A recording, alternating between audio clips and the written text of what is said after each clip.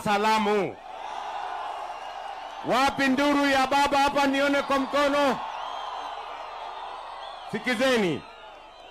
Tulikubaliana na nyinyi. Hatutaki siasa ya ukabila na chuki na kisirani. Tunataka tuunganishe taifa letu la Kenya. Na mnajua baba alikubaliana na mimi. Tuunganishe taifa letu la Kenya katika serikali ya broad based ili tuweze kushughulika na mambo ya maendeleo ya taifa letu. Na ndio sababu hiyo mimi nimefika hapa leo ili tuondoe ile ubaguzi ilikuwa pale nyuma. Tuweze kuhakikisha kwamba kuna maendeleo katika kila sehemu ya Kenya. Na ndio sababu hiyo mimi nimefika hapa leo, kwa sababu hii barabara yenu kwa miaka nyingi mumeitafuta, na mimi nataka niwatangazie sasa nimekuja na pesa ya kutengeneza hii barabara yenu. Ndiwa hoye! Ndiwa hoye! Ndiwa hoye!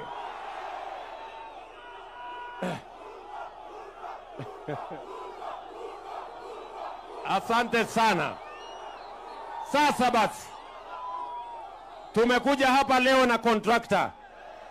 Barabara hii ya kutoka Marindi ikuje hapa Magina, iteremuke Bala, iende mpaka Oria pale kwa daraja, alafu baadaye tutasukuma kutoka hapo mpaka ikutanishe hii inaitwa Jaramogi, inaitwa Gor Mahia Ring Road.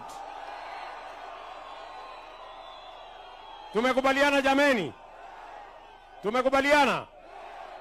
Na tumetoa pesa zaidi.